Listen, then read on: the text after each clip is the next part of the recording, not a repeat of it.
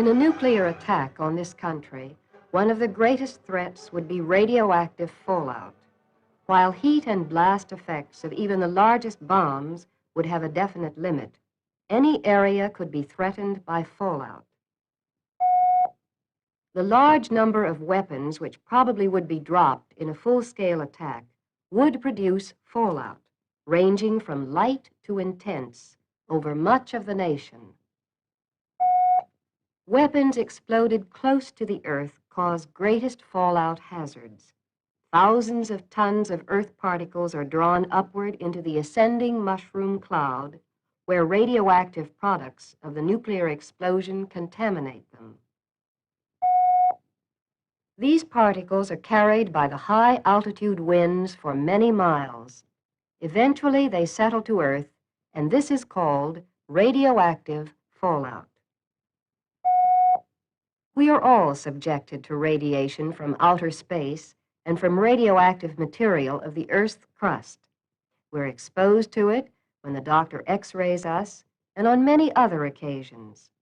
Radiation in small or controlled amounts like that are not dangerous. But in large amounts, the amounts produced by nuclear explosions, radiation can make you seriously ill or even kill you. Radiation produced by nuclear weapons presents a revolutionary threat to our country. In an enemy attack, it could become a direct threat to us all. Fortunately, there are means of protecting ourselves, means so effective that civil defense officials believe everyone can survive fallout if they take a few simple precautions to protect themselves. The biggest danger from fallout is the fact that the particles do not have to touch you to endanger you. Their deadly rays can penetrate any kind of material, but the material through which they pass absorbs part of the radiation and reduces the hazard. Your safety depends upon putting a sufficient mass between yourself and the fallout. Concrete, bricks, earth, or sand are the best, but in a pinch, any heavy material will do. Civil defense officials recommend that everyone prepare a shelter. In most areas of the country, you would receive ample protection in a basement shelter constructed of 8-inch concrete walls. This provides the same shielding as 12 inches of earth, 16 inches of books, or 30 inches of wood. To be certain of adequate protection, however, the shielding should be that equivalent of 3 feet of earth. Civil defense officials recommend that for the best fallout protection, your family have these 2 things: an approved fallout shelter and enough supplies to enable you to stay in it for a maximum of 2 weeks. Within that 2-week period, it is estimated that community resources will have been restored to give you some help. A short time later, assistance should be available from the state and federal governments. Get started right away at protecting your family from fallout. Plans for approved shelters are available from your civil defense officials. Some of the shelters you can build yourself. The more elaborate models can be undertaken by a contractor. Let us look at 5 shelters developed by the Office of Civil and Defense Mobilization, any one of which will provide good fallout protection for your family. First, the basement concrete block shelter is specifically designed as a do-it-yourself project. The cost will vary according to your area, but should range between $150 and $200 for materials. It would provide all the protection needed in most areas. You must be sure the shelter has the proper doorway, air vents, and ceiling beams capable of holding 2 layers of concrete blocks. plans for this shelter can be incorporated easily into new home construction. In all of these shelters, incidentally, you must be sure to use solid concrete blocks rather than the hollow variety. The hollow kind will not give adequate shielding unless they are filled with cement, sand, or earth. The second recommended shelter is the above-ground double-wall shelter. It is an outdoor, above-ground construction which also may be built with concrete blocks. It is ideal for regions where water or rocks make it impractical to build underground. Most people would want to hire a contractor to build it. Materials would cost about $700 plus the contractor's fee. Virtually absolute protection from fallout is furnished by the double-wall construction with 20 inches of earth between and the 6-inch concrete ceiling covered with 20 inches of gravel. Third, the pre-shaped metal shelter made from pre-shaped corrugated metal sections or precast concrete can be constructed either underground or above ground. This shelter is also suitable for regions where rock or water are close to the surface. When covered with 3 feet of earth and given a protected entrance, it also will provide almost absolute protection. The cost, like the double-wall shelter, is about $700 plus the fee of a contractor who probably would be needed to build it. Number 4, the underground concrete shelter can be built by a contractor for about $1,000 to $1,500, depending upon the type of entrance used. Plans are designed so that it can have either a stairway entrance, such as is shown here, or with a hatchway entrance. The shelter can be built with the roof at ground level and mounded over with earth, or it can be built below ground level or into an embankment. Last, the concrete basement shelter is similar to the underground concrete shelter, except that it is designed as an added room to the basement, either in an existing home or one under construction. The shelter would add about $500 to the cost of a new home and would give excellent fallout protection. In construction of any one of these shelters, 4 essential features must be completed. The first is a proper entrance. It must have at least one right-angled turn. Radiation travels in straight lines, and only a fraction of it is scattered by the air or materials it strikes. So the sharp turn adds to the shielding. The second necessity is ventilation. This is provided in a concrete block basement shelter by vents in the wall and the open entrance. A blower may be installed for added comfort. For the other shelters, vent pipes and a blower is essential for proper ventilation. Good radio reception is the next essential. The shielding will cut it down. As soon as the shelter is completed, check the radio reception capabilities. It probably will be necessary to install an outside antenna to receive CONELRAD broadcasts.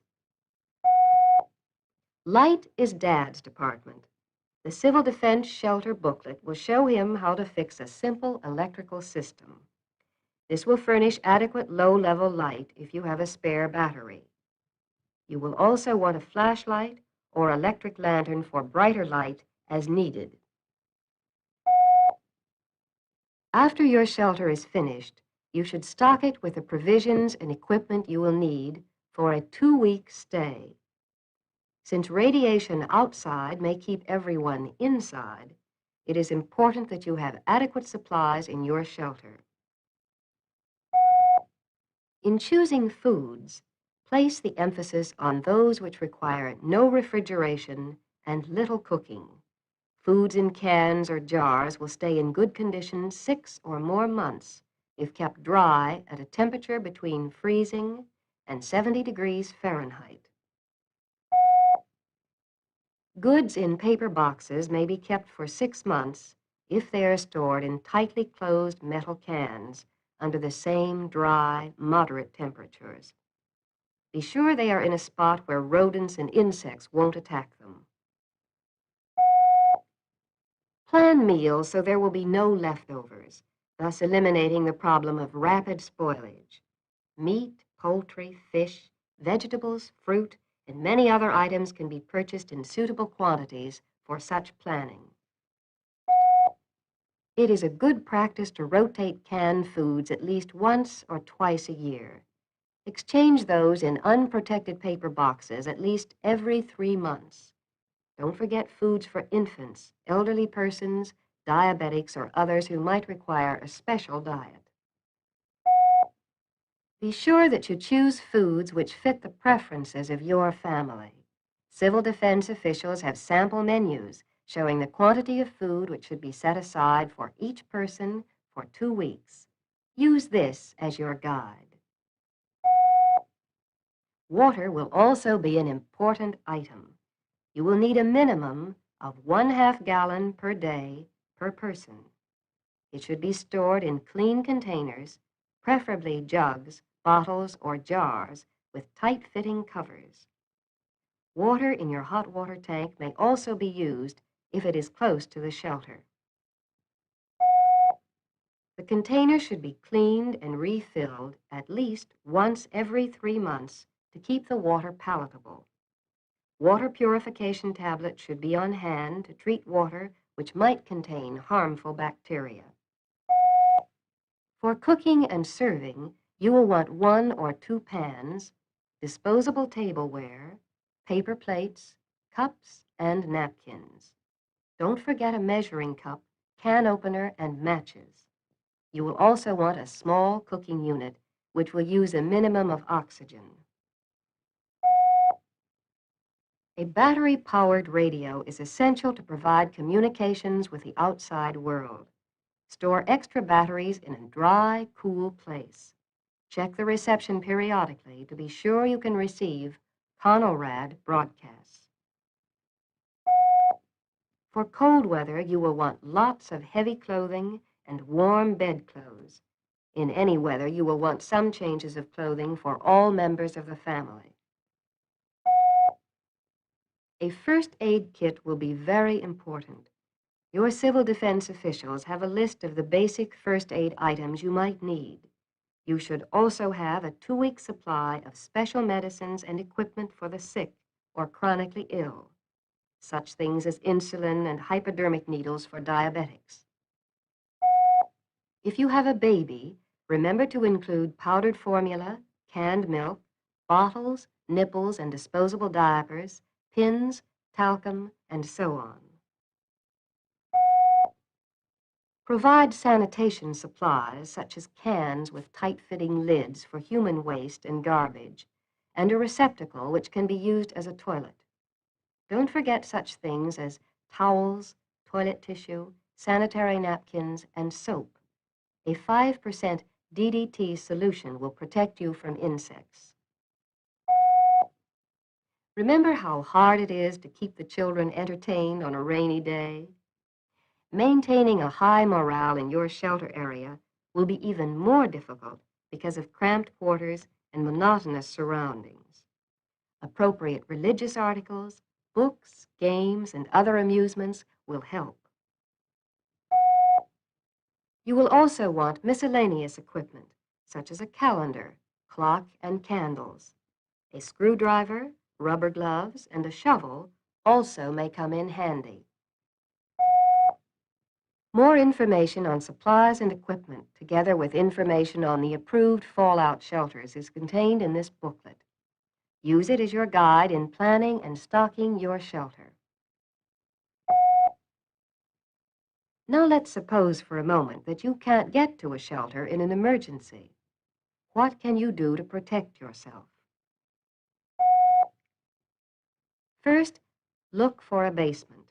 1 below ground level will cut radiation to 1/10 of the level outside. The safest spot is in a corner which is least exposed to windows and deepest below the ground. If there is adequate warning, you can improve a basement's protection substantially by blocking the windows with bricks, dirt, books, magazines, or other heavy materials. If you are in a house with no basement, the best protection will be found on the ground floor in the central part of the house. The radiation there will be about half what it is outside. Large buildings such as apartment houses and office buildings afford excellent protection. With their thick walls and heavy floors, they provide almost as much shielding as the specially constructed concrete block shelter recommended for residences. If you have reason to believe you have fallout particles on your person or clothes, bathe thoroughly and leave the water outside the shelter.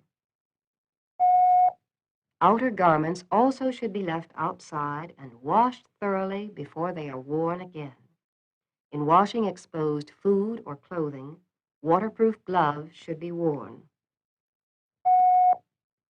Fallout may be the primary threat which faces us in a national emergency, but keep in mind that it is a manageable threat. The right moves now will protect you and your loved ones later. You will need a good shelter and a 2-week supply of food and water and other living essentials. If you have them ready and learn a few safety precautions, you and your family stand a first-rate chance of surviving any nuclear attack. Talk to your local or state civil defense officials immediately. They will give you detailed instructions on what you need to do. Then do it. Then you can rest assured that no matter what the fallout threat in the future, you and your family will be ready for it.